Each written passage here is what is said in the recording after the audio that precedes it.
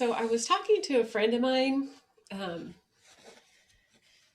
earlier today, and we were just talking about life and what's happening, and um, and I was explaining to them how I was seeing my life right now, um, and how I'm um working through the transitions. And they were like, that's super helpful. It's a super helpful visual and experience.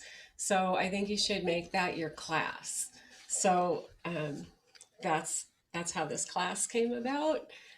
Inspiration from somebody.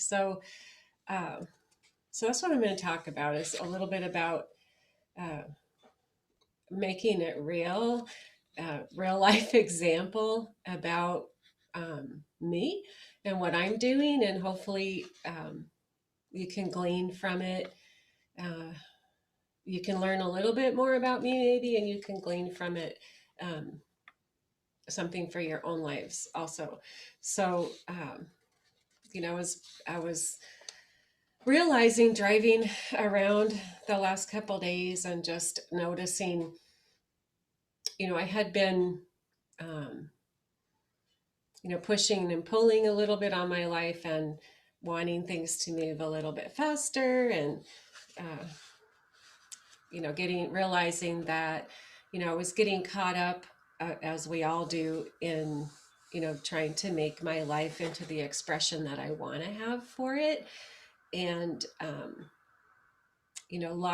a large part in general, um, where we get our ideas about that is from what we see happening all around us and what we're taught, right?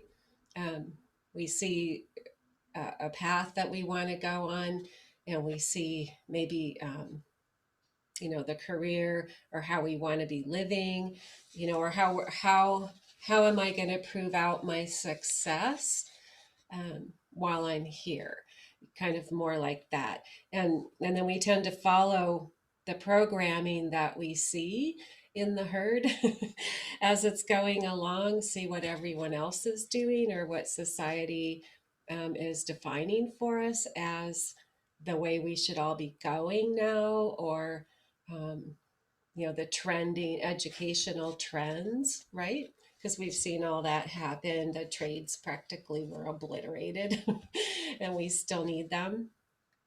So it's easy to jump on the winds of change and expression as they're bombarding us in through our eyes and ears, and the messages that are coming through too, like, am I inclusive enough, or do I have all the right logos, lapel pins, bumper stickers, t-shirts that tell everyone that you're all accepted in the world and in my life. And I was thinking about that, and I thought, why are we doing that? um, why are we following along, just eating off the spoon that people are feeding us?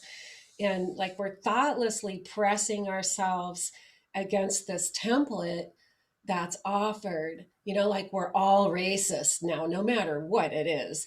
We're all against everything. And so we're all apologetic or scared out of our minds to have a natural expression. And I thought, why do we need to do that?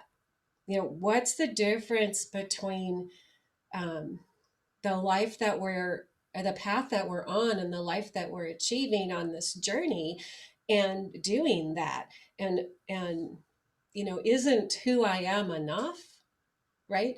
And I concluded, I am who I am is enough, and me being me is enough. And when you get around me and you get into my aura and my vibration, you're going to have a genuine experience of love and acceptance, oozing into and all around you.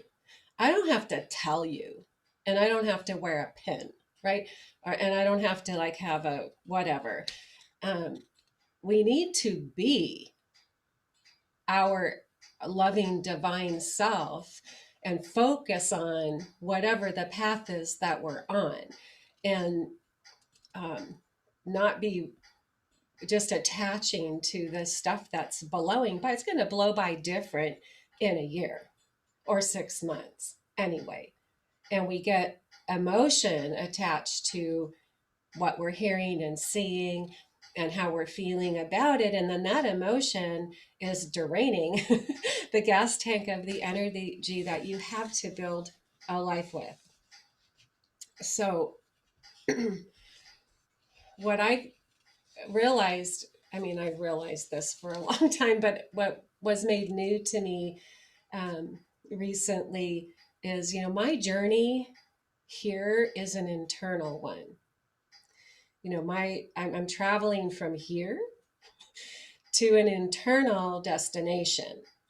It's a spiritual destination, and I'm here, and I have in the scope of my internal vision a destination of a higher expression of my spiritual being, a higher expression of my potential spiritually, and it's going to um, manifest in a beautiful and useful way through my humanity.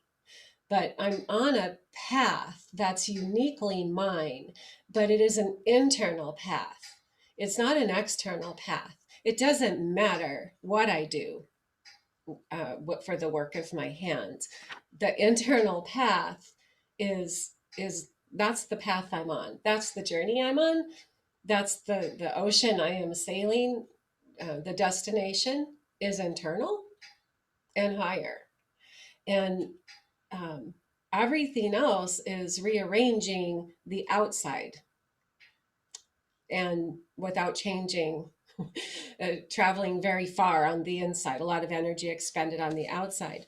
And, for me, I am forever on this journey, and I have been for a long time, and I will be for a long time. There's no arrival point. And so my journey is mine. I'm always on it, and I'm returning um, to a complete awareness of unity and divinity. And that's the focus of everything I'm doing. That's the motivation behind the class, and the motivation behind my weird life and the way that I'm choosing to live it and express it. And um, how I choose to live my day to day, it's never gonna look like the status quo. It never is. It hasn't. It's never going to. And I'm not gonna fit in, because that's not the journey and the path that I chose. That's not the one I chose. I could have chosen to be more a streamlined, um, neutral path, but that felt off for me, and it felt that I was um, dragging behind my potential and dragging behind my inner drive. So I chose this path, and instead of focusing on um, you know what I'm going to do and how it's going to happen, I'm focusing on who I'm being and who I'm becoming, because that's going to blow wind into the sail of my boat going towards that internal destination of my highest and best. So in till I figured this out and figured out the conflict between, what was the conflict between um, my choices, which I have peace about, and what I think should be happening. And when it doesn't, I don't have peace about it, right? And um, where I'm going, and I push and pull against it. Why isn't this happening? Or I want this to happen, or is there something else I need to be doing, or something like that, instead of saying, this is what I want, this is what I need, and it needs to roll out this way. That created it created a stagnation in my life, and it was like a I'm against the wall, just bouncing off of it. And so I backed off, and I'm like, what, this is the life I chose, these are the decisions I made because I know they're right for me. So how can what am I seeing now that I'm open to seeing it? So this is how I see it. That there's three layers, atmospheres or realms, right? There's this earthly one that we live in, that our humanity lives in, where we make our choices based on our senses and what we've experienced already, and what we hope to experience, and what we've, our perceptions, like we've talked about before. This earthly realm, which is limited, it's limited in our life to what we know and how we're willing to perceive it, and etc. Um, there's a heavenly realm, or an ethereal realm, and I'm not there yet. I'm here. So that's where it's ageless, timeless. We are eternal. We are in our authentic spiritual form, and um, in that space. And uh, we're not we're not here, and I'm definitely not there because I'm still here. So there's a space between, and that's what I want to talk about. There's a space between heaven and earth, where we can live, and uh, where we live in a state of um, freedom from the um, limitedness of the earth, where we see limitless possibilities, and we can observe um, and see clearly. It's like if we're just going to sit on earth, we're in a valley living in our earthly experience, and we're limited by our view is limited by the surrounding mountains. We're down in a valley, our view is obstructed by the mountains, the landscape that's all around us. When we go up to the plateau or the mountaintop, we can see clearly in all directions and see potentials. And in this space between, we're not trapped in the prison of the emotions of the humanity. We're in a place where we have freedom and joy, and an ability to see with neutrality. And with that comes a um, the well-being, sense of well-being, and knowing that all that wherever I'm going on my path. All that I need is here for me, and I will see it in the space between. I will push against it in my human mind, because the mind is full of what we have experienced and learn and know. So it's out of the day to day, the background noise, the concepts that we have bought into, all of that. We're above that. in this space between, where we can see clearly, where we experience joy in being alive and joy and love for life, um, even even not knowing and what's going on, or having all the answers, right? And the gateway, the gateway into this, um, a magical land of all possibility, is surrender. It's surrender. And it's surrender away from the normal. And it's surrender away from needing to control the outcomes, needing to call all the shots and have them be a certain way. It's surrendering away from the holding on, or away, falling behind what I know, and being open to not knowing. And in the space between, not knowing is okay, because I'm known, and all that I need is there.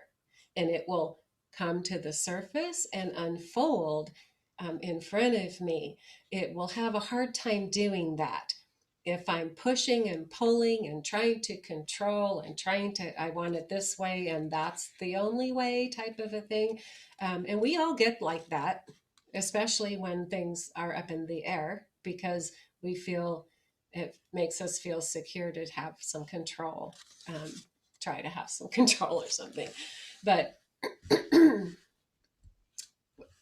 we surrender away from holding those hard lines, and into a place of openness and vision, so that we begin to see things how they really are. We begin to see opportunities rise up from, the bottom of the pool where we left them, uh, will come up before our eyes again.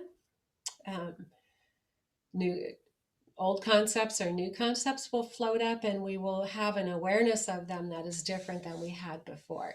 So it's getting into this place away from our concepts and pictures and stories and uh, human mind need to understand and control, because in this limitless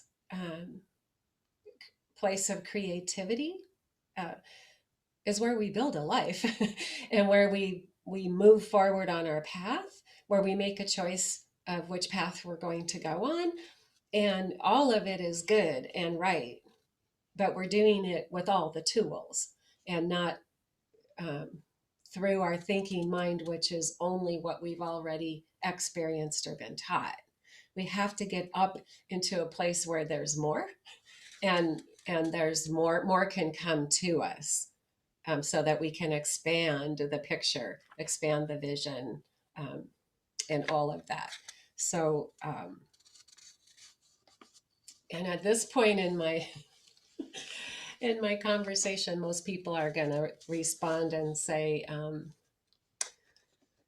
not just going to sit back and be like, la la, and oh, everything's just going to be as it's going to be, and I'm just going to take it. No, I'm not saying that. There's a lot of real estate between being uninvolved and floating on the sea of life and having an active role in our life. The difference is a surrendering into our higher and best self, and into the universal love and wisdom, which is going to bring us what we need. We can go out and take action. We can make a decision, this is the path I'm following, and we can walk down it, and we can have success, and we can have a happy life. When I was going to close my studio, I was sitting in there and I was like, this is not this before COVID. I was challenging what I was doing and feeling like I needed to make a change. And I was conflicted, because I said, this is a good business and this business is successful. And my inner voice said, you could stay right here where you are and have a good life, but you would not be happy. you would want more. There's more for you. It's my choice, right? It's my I could stay there and be happy, right? And be successful and be loved and blessed and everything else. But um, when I'm in a place where I can hear that, I'm like, it's absolutely true. I would be running into a wall over and over and over again. I said, this is my path. I don't have to see um, the shore. I just know it's there. And that's surrender. We're knowing the destination is there. And in pursuit of the destination will come the fulfillment of my human expression. And I feel that we oftentimes pursue the human expression and then drag along the spiritual process and make it fit into that.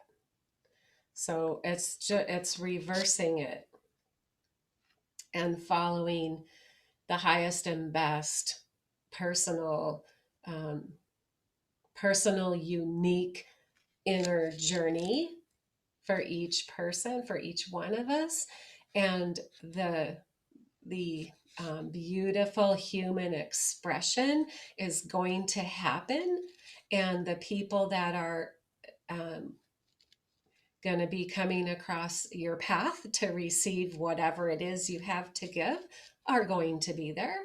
They're going to be there because they're coming to receive from divine you, not necessarily what you're doing or what you're choosing to do, but the message, the energy, the vibration and tone that you are developing and tuning within this human body um, that this human body is part of, like the whole package. We're lining it up with um, coming back into a complete, more and more complete awareness of our divinity, our divine self, our divine energy, and we're our aura is vibrating more and more in line with that truth and that reality, so that we are emanating love and light, um, if we're doing something or we're doing nothing. It's not going to matter. It matters to us, so we're going to have something that is satisfying for us to do, right? It's going to happen. It's part of the path. It's part of the path. It's part of the package. Um, is that those attributes, those talents, those likes, preferences that we have about what we like to do? It's part of it. It's part of it. Um, we're not given a desire to do something and then never have a chance to do it. That's mean. So, so that was kind of what I just wanted to bring about in my message today. And you can feel the difference between um, uh, standing in your humanness and looking around through your human eyes and experiencing life through our limited thinking, and moving into the space between, where there's not an attachment.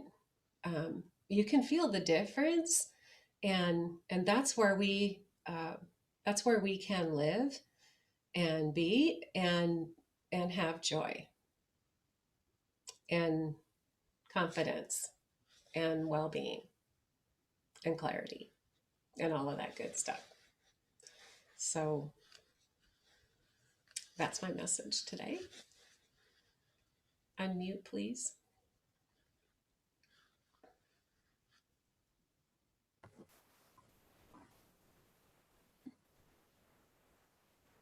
So, what do you think about that, somebody? I have a landscape question. So are the mountains the space between? No. I failed.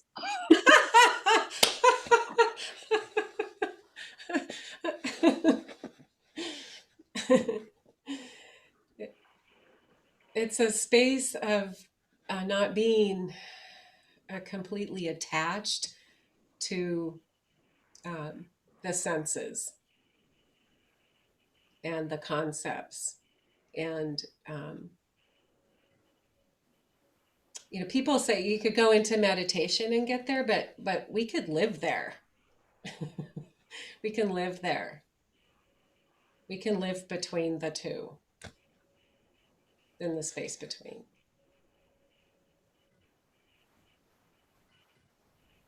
Thank you. Did I confuse everybody?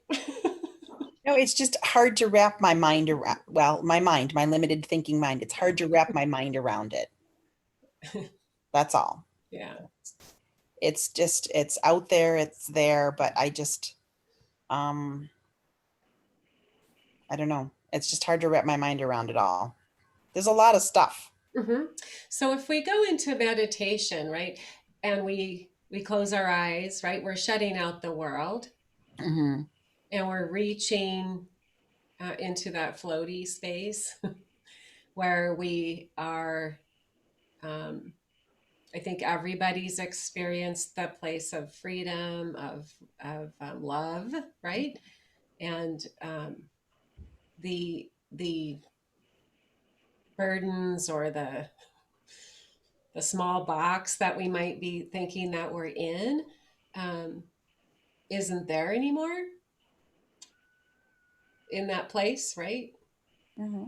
Everybody's kind of had that experience, I'm hoping. Yep. Okay, so we can be in there in in an active creative role um, without sitting down with our eyes closed. We can be in that space as we're moving around in our day-to-day life. Um, but getting into that um, awareness, uh, we have to let go of all of our holding on Mm-hmm. and um, needing to understand or control uh, how things are coming or whatever, right? It's letting go of what we think we know and being open to receive what's there without deciding about it. So it's letting go of the rope to be in a state of non meditation, limitless flow. Yeah. Ding. um, it's uh, so being so meditation. Um, meditation time set aside is to make us more and more and more aware by giving us longer and longer time to steep in the pot, right? And to um, reveal more and more of our high self, our um, internal self, right? Um, and then once we are more aware uh, of our high self and our divine self, and we've dropped the old clothing of of concept and persona and stuff, then we're there. We're there, and we're in that place all the time. And we might get pulled out of it, and then we just bring ourselves back in. Yeah, but the that's the lesser of the two, right? Now, the lesser of the two is the meditative state, and the majority is the living and thinking mind, right? So, our time in our quietness and in our meditation, our prayer is to put us in the audience of um, of pure love and truth and light, so that our tone tunes up and our light shines brighter, so that we begin to be more and more who we really are, the creative um, life force that we are, that is under the persona, right? That's under the thoughts and under the concepts and under the reactions to life and all of that kind of stuff that we've stored and kept and cataloged. That stuff, um, the scales keep falling off, and then pretty soon we have our naked self, and that's, we're now vibrating and lighting the world around us with our divine self. So we're more in our authentic self than we are in our mental self, right? So we're flipping. That's why we're doing this, is to shift the power and shift the majority of time. We're divine, aware of our divinity, aware of the divinity in others, loving unconditionally, moving with empathy and compassion, with power and joy, and less time with uh, thoughts about um, other people, judging, worry, anxiety, fear, whatever, like all of that stuff, the lower vibrations, the negative concepts that are not in line with the truth about us, those will be gone if they're old. And if something new happens that takes you there, you can pop right back. So we're moving into being like that all the time. So we're in our human form, but internally we're in our divine process, our thought process, our reaction and action, the energy that we're radiating out of us. If every thought creates energy, that I mean, those are the prayers that come out of us, is every thought that we have, right? Think about it. We don't want to be sending those thoughts up and out, right? If they're not love, light, goodness, truth, the highest and best for you, the highest and best for me, right? So we're wanting to be in that place all the time, and radiating love and light all the time, because that will resonate, that will go in and touch the divine essence in another and ignite it, if it's really an ember, and fan the flame, right?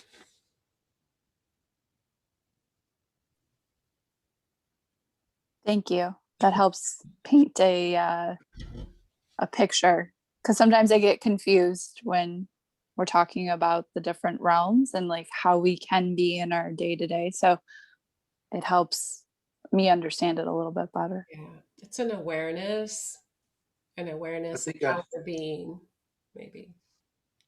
I think I came across something today, and Audrey, you could correct me if I'm wrong, that may help with this. Um, Somatic writing and transcendental meditation, they like offer that awareness. If we're talking about what you're talking about here, Audrey, of this different state, right? This more authentic state of a true experience, and from that awareness, like most capacity building, you can bring that into your waking state versus having to travel or get to a place to travel within that. And am I somewhere in the ballpark? Yes. Yes and no. My thoughts, here's my thoughts. um, we don't have to do transcendental meditation to be there. Um, we're already that. That state is already within us. If you've ever felt love, a sense of well-being, ever in your entire life, you have accessed it. Um, the issue I have with systems is people attach to a system and they start following steps, and you may get there, you may not. It may work once, it may not. And it's like, now that's the way that you're going to get there, the only way to get there. We're there when we're born. We have that awareness when we're babies, before we're all this stuff programmed and dumped into us. We're returning to our awareness. And a person can feel love in their heart and be lifted into that place between what the earthly experience is through the senses, through the thinking and the all of that, into a place of feeling love and light and a sense of well-being and hope or appreciation. You're there when you have that emotion. You're there. We have to practice being there more. And then the stuff that separates you from feeling love more needs to come out, be let go, be changed. It's that simple. We have to allow ourselves to float up through the tools that are within us already. The love is in you already. The joy is in you already. The more time we spend with it, the more clear it will be. The mud will settle out of the water will become clear. We spend time so that we become familiar, and in an instant, you can be there. In an instant, you can be there.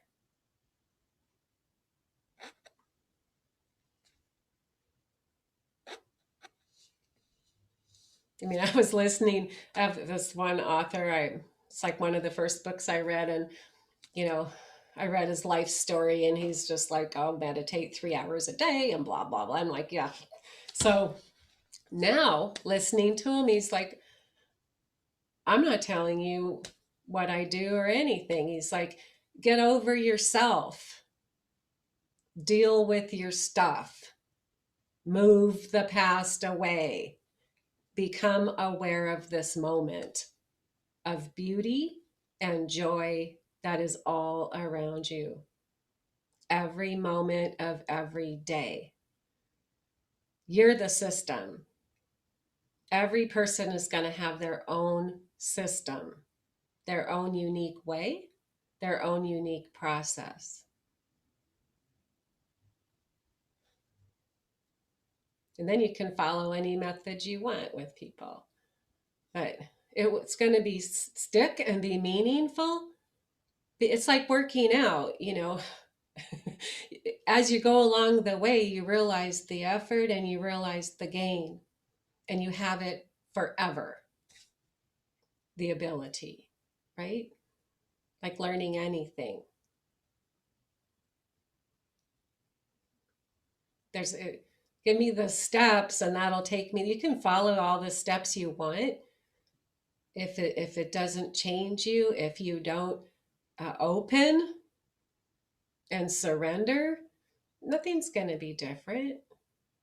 You're just going to have hours logged and systems learned.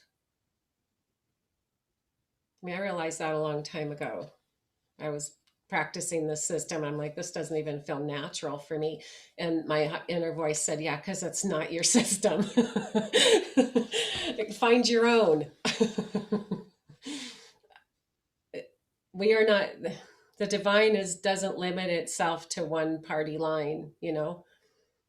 The divine is always speaking, always listening, always loving. We must press through into that place, and then we own it forever. Then it's our path. And we go through that garden gate like that. Or we live in there. But we want to become highly effective lovers, highly effective lovers of the world and humanity. And we do that through becoming our authentic self. You can't follow somebody else to your authentic self. You have to follow your own breadcrumbs that have been laid down through millennia.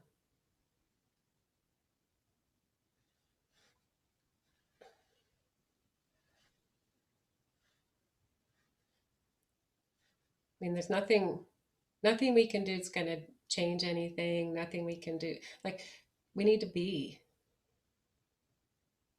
To know the path, you must become the path, right, Gandhi? We become the path in our life.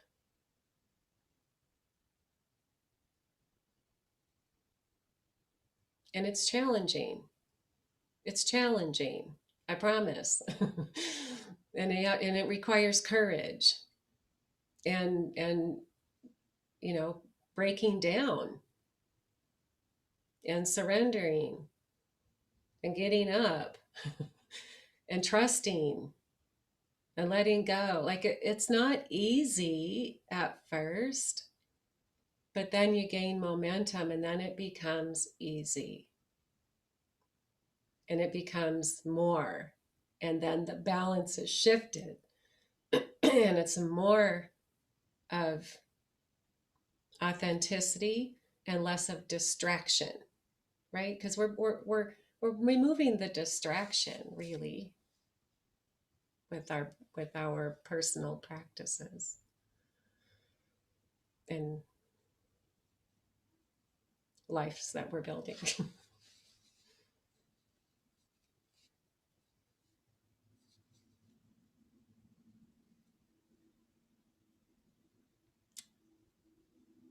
Any comments?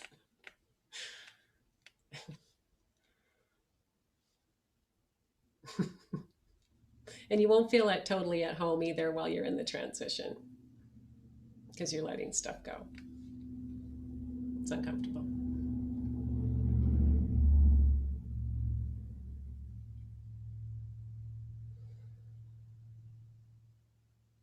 All right. I believe that was a mic drop.